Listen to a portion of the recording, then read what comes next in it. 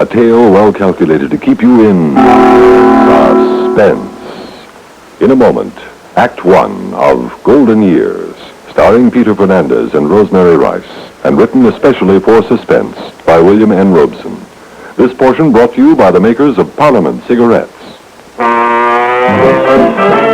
Listen, more and more people are smoking to this tune every day. Parliament gives you extra margin. Parliament gives you extra margin. The filter's recessed and made to stay neat and clean. Quarter inch away. Parliament gives you extra margin. Parliament gives you extra margin. You're smoking neat. You're smoking clean with Parliament today.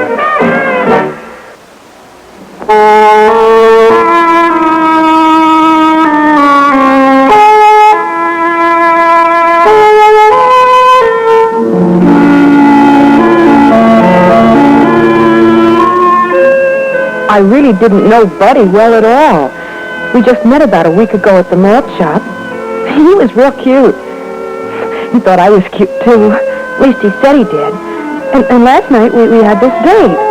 Only he wanted to break it, so I went over to babysit for Mrs. Foster. But before that, I guess I'm getting ahead of myself. Anyway, the whole terrible thing must have started yesterday morning over at Buddy's house. I wasn't there, of course, but it must have happened something like this, I guess. Dad, could I ask you something? Sure, son. What's in your mind? I got a date tonight. That's nice. Dad, will you put down that paper and listen to me? Buddy, that's no way to speak to your father. I'm sorry, Mother. Dad! Yes, buddy, I'm listening. You said you had a date tonight, didn't you? Which is scarcely news. So I was wondering... the answer is no. Why don't you wait till I finish? Buddy? Because I know what you're going to say. And the answer is no. You may not have the car tonight. Why not? You know the answer to that, too. All right, so I got a ticket. There was only a 35 and a 30. Which makes it speeding, son. All right, so it was speeding. But gee, Dad, that was 6 weeks ago. So I grounded you for 2 months. Yeah, but gee... Well, can't a guy get time off for good behavior? I'm caught up on my homework. I've been helping Mom with the dishes. That's true. And this date I got. How am I going to explain to her that I haven't got a car? Just explain how you hot-rodded through the residential streets of this town when you did have a car. Well, Ken... I don't think you're being very fair. That's a subject on which you are not qualified to pass an opinion, son. But the other kids... And that's a discussion I will not be trapped into either. What other parents do with other kids is of no concern to me. I didn't get a speeding ticket, son. You did. And just because the traffic court let you off with a warning is no reason why I shouldn't punish you. Yeah, punishment. That's all you can think of. I'll bet if my real father was alive... Buddy. I don't care. You're not my father, and you haven't got a right to punish Now, me. you like listen to me, young man. I'm your legal father, and you'll do as I say. Now, I adopted you when I married your mother. In the eyes of the law, I'm every bit as much your father as if my blood ran in your veins. I'm sure glad it doesn't. On that, we see eye to eye, young man, but as long as you remain in this house, you'll do as I say. Now, is that clear? Loud and clear. I will not put up with your insolence. Yeah, I know. Thanks a lot, Father. Thanks for nothing. Oh, Fred. It's a phase he's passing through. 16's an awful age for boys. But he'll grow out of it. You'll see the day when you'll be proud he's your son. I sometimes wonder if I'll live that long.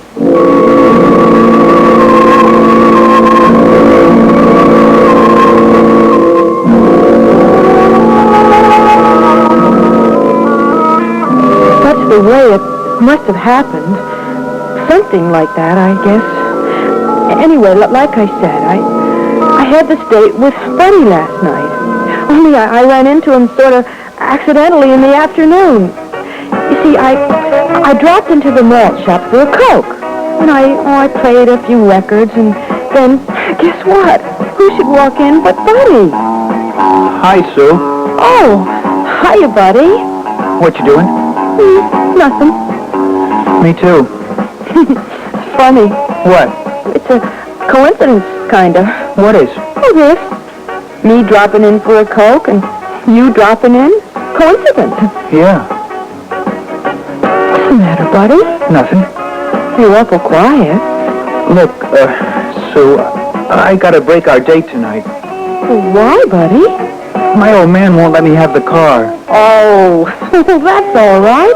You don't have to go anyplace. It's not all right. Hey, look. I've got an idea.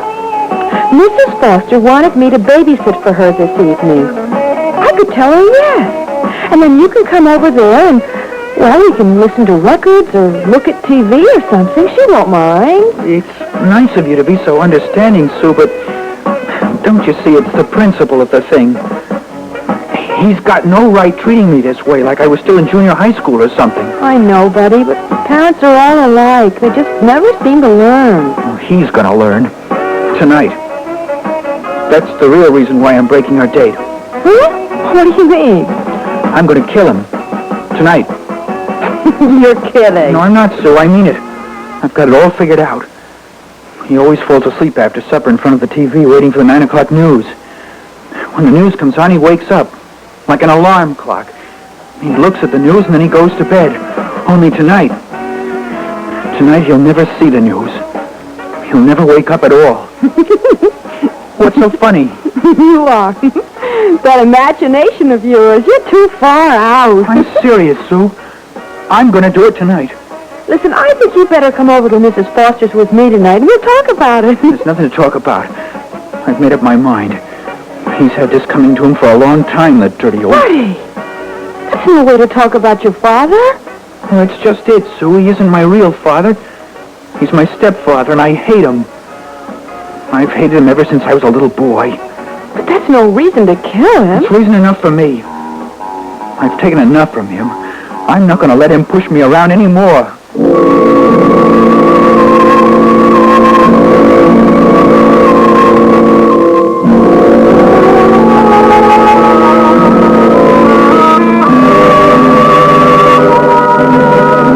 Crazy kid, talking that way? Crazy. I didn't really take him seriously then. Wasn't until later when...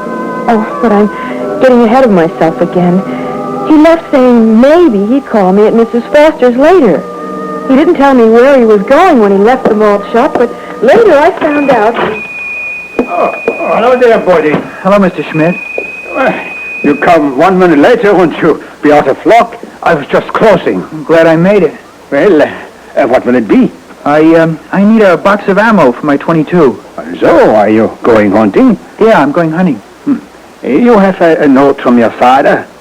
For what? You did not know? The last time I sold you bullets, your father raised Cain with me. Said not to sell you any more without his permission. He did? So, you didn't know anything about it? Well, he never said a word to me. Well, I'm sorry about it, but you'll have to get his permission first. Yeah, get his permission. Always get his permission. Will there be anything else before I close up? No, I guess not, Mr. Schmidt. You get that note from your father, and I'll be glad to oblige. Sure, Mr. Schmidt. Hey, wait a minute. This'll do the trick. What? This hunting knife. Yeah, more quiet than a bullet. What are you talking about, Buddy? Nothing, Mr. Schmidt. I'll take this knife. Put it on my dad's bill, will you, please? Yeah, sure. Buddy, I'm sorry about the bullets. No sweat, Mr. Schmidt.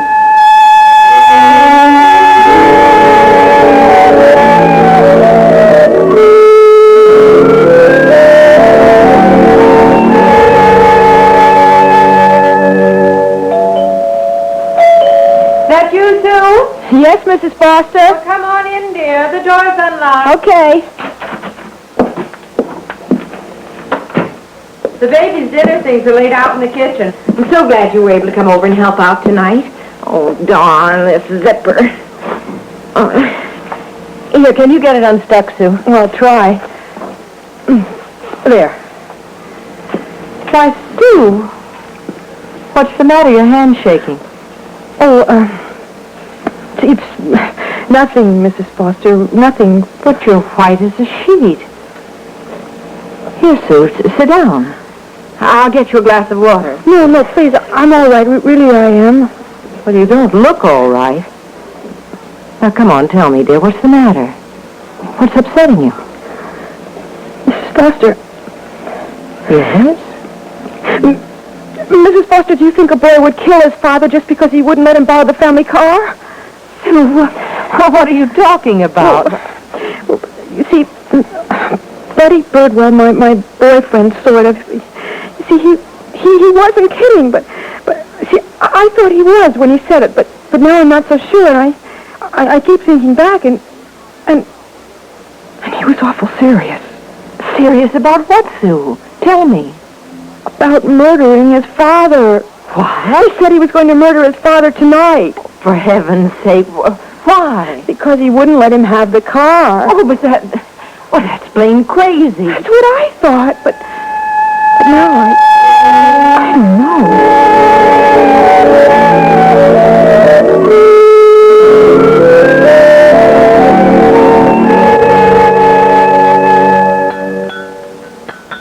Buddy, you've hardly touched your supper.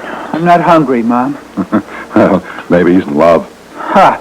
Big joke. Oh, no, look. Well, didn't I hear you say you had another date tonight, son? How can you have a date without a car? Oh, well, now, you could walk. Walking went out with the horse and buggy. Oh. Along with courtesy and politeness to your elders? Look, let's just change the subject, Yes, huh? let's do Don't that. you always. What's the big idea of telling Mr. Schmidt not to sell me any ammunition for my Now, 22? look, son, look, you shoot that gun the same way as you drive the car. You'll end up killing somebody with one or the other unless you stopped. How right you are, Daddy-O.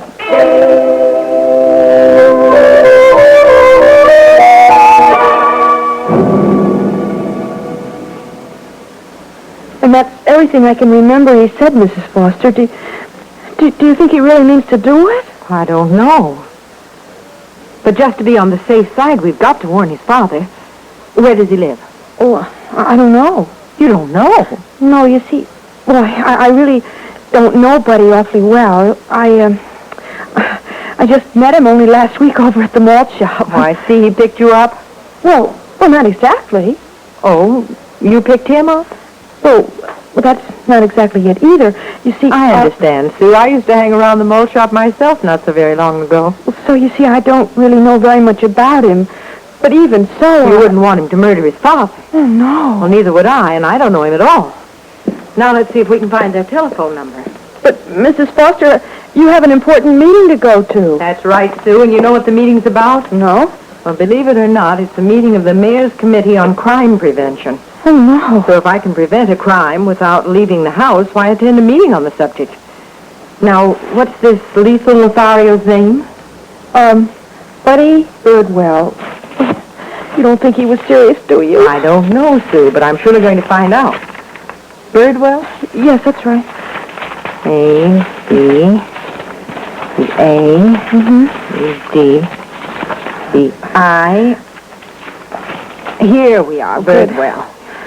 I'll tell there aren't very many in the book, so we'll begin with Birdwell Albert.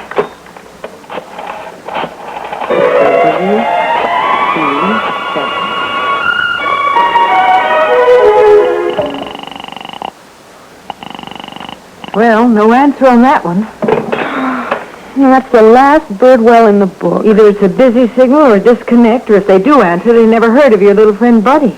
Oh, golly, I'm sorry, Mrs. Foster. I guess maybe I was a little hysterical about the whole thing. Oh, why didn't I think of that in the first place? What, Mrs. Foster? The police.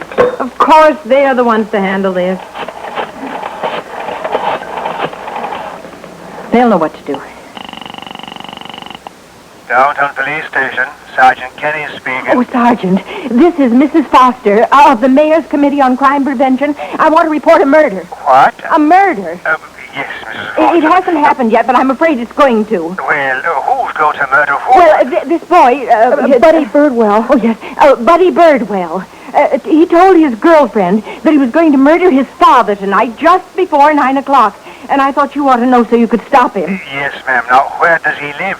That's the trouble. I don't know his address, and I've called all the Birdwells in the phone book. Well, now, we'll do what we can, Mrs. Foster, but we hardly ever hear about murders until after they happen.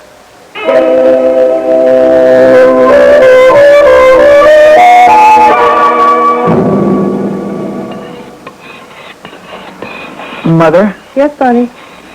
Why did you marry Dad? Because I loved him. Well, that was a long time ago when I was a little boy. Do you still love him? Of course I do. Would you care if anything happened to him? Why are you asking me such questions? I'm growing up, Mother. I've got to know a lot of answers. Stop scraping that knife on that stone. It makes me nervous. Okay, Mother. It's got a good edge now. A nice razor-sharp edge. You didn't answer my question. Would you care if anything happened to him? Well, of course I'd care. He's my husband. He's my whole life ever since... You too. Me what? You're on his side. I don't know what you mean. Mother, why did you divorce my real father? Oh, Buddy, we've been through all this. Have we? Tell me again. Tell me, why did you divorce him? I didn't love him anymore. What about me? You didn't love me either then. You sent my father away. Boy needs a father, and you sent him away. I had nothing to do with that. I divorced him, but I did not send him to Korea. Maybe he wouldn't have had to go if you hadn't divorced him. Now stop it, Buddy. I won't listen another minute. What I did for your good as well as my own happiness. You sent my father away.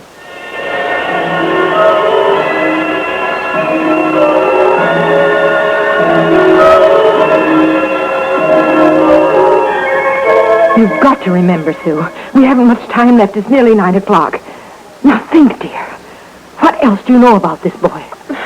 I've told you everything, Mrs. Foster. I can't remember anything else. Then we'll have to go right back to the beginning again. Do you think he'll really do it, Mrs. Foster? I don't know, but we've got to be sure that he doesn't. No. Now, from the beginning, Sue. Now think. What did he say to you this afternoon? Oh, all right. Well, let's see. He said he had to break our date because his father wouldn't let him have the car. And then I said... Now, never mind what you said. Just remember what he said. But remember everything. I'll try. Then he said he was going to kill him while he was asleep in front of the TV. He said he'd had it coming for a long time. And then he started to say things about his father. And I said he shouldn't talk that way about his father. And he said he wasn't his real father. He was his stepfather. And that's why he hated him so much. Oh, well, that explains it. What? Why, none of the Birdwells in the phone book ever heard of Buddy. Why? Because Buddy's name may be Birdwell, but apparently it isn't his stepfather's name. Oh, yes, of course. All we've got to do now is find out the name of Buddy's stepfather. Only, how do we do that? I don't know. Well, think, did he ever talk about his father, like where he works? No, not that I remember. Or any organizations he belongs to? No. Luncheon clubs? Country clubs? Churches? Oh, well, wait a minute. He did say something about church once. Oh? Oh, I was kidding him about the way his voice squeaks sometimes. And he said he was a star soprano in the St. Luke's choir before his voice changed. St. Luke's? Well, that's my church. Oh. Now we're getting somewhere. Dr. Devon should know. Who's he? He's the pastor of St. Luke's. Oh. Good evening. Dr. Devon's here. Oh, good evening, Doctor. This is Mrs. Foster. Mrs. Frank Foster. Oh, yes, Mrs. Foster. How are you this lovely evening? I'm fine, thank you. And Mr. Foster? Oh, he's well. Well, we haven't seen you at services for several weeks. Yes, I know. Mr. Foster's been out of town, and I haven't been feeling well. Oh, I am sorry to hear that. Nothing serious, I hope? No. Look, Dr. Devons, I need your help. Of course, Mrs. Foster. What can I do for you? Do you recall a choir boy named Buddy Birdwell? Birdwell? Yes. Buddy Birdwell. He was your star soprano a couple of years ago. Oh, yes, a fine boy. But I must say he's also been lax in attendance recently. Yes, well, Doctor, what I want to know is, what is his father's name? Why, Birdwell, of course, although I can't recall the first name at the moment. No, it probably isn't Birdwell. I'm referring to Buddy's stepfather. Oh, yes, of course. It comes back to me now. Buddy was very proud of his real father, and he insisted on reassuming his name when he became 14. Yes. But the stepfather, what's his name? Does he know? Oh, dear, it's on the tip of my tongue. Carstairs? No. Carston, yes, that's it. Ralph Carston is a fine man, fine boy, a fine family. Ralph Carston? Oh, Dr. Devens, do you think this fine boy is capable of murdering his fine stepfather? Mrs. Foster, whatever put such an idea in your head? Well, he did indirectly. Do you have Mr. Carston's phone number? Yes, it's around here somewhere. Would you just hold the line for a second? Yes, Doctor. He's looking for it. Oh, yes, here it is. West 53296. West 53296. 53296. Thank you very much, Doctor. Is there something wrong, Mrs. Foster? Is there anything I can do? Pray, Doctor. That's about all you can do now. Pray for that fine boy and his fine stepfather. Pray hard. But, Mrs. Foster, W-E 532.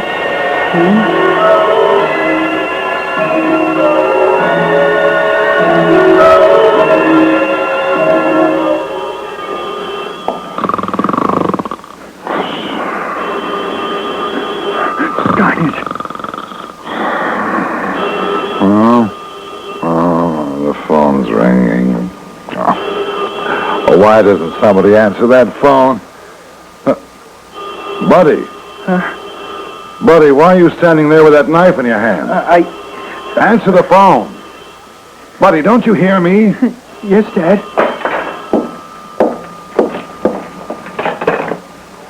Hello? Hello, is this the Carston residence? Yes, ma'am. Is this Buddy Birdwell? Yes. You haven't... Your father, is he there?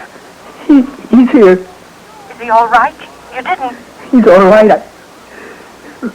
The phone rang and woke him up in time. For goodness sakes, what in the devil's going on here? I'm sorry, Dad. I'm sorry. What do you mean you're sorry? Here, give me that phone. Hello? Hello? Hello, Mr. Carston? Yes, who is this? Well, this is Mrs. Foster speaking, Mr. Carston. Are you all right?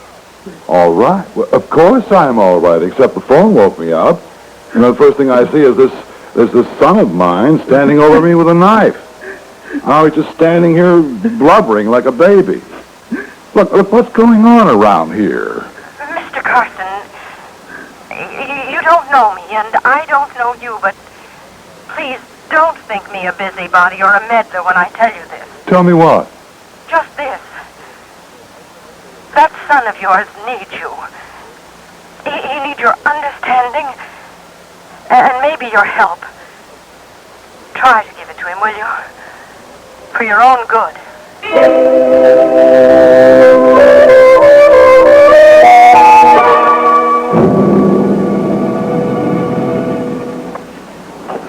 Suspense. You have been listening to Golden Years, starring Peter Fernandez and Rosemary Rice, and written especially for Suspense by William N. Robeson. In a moment, a word about next week's story of Suspense.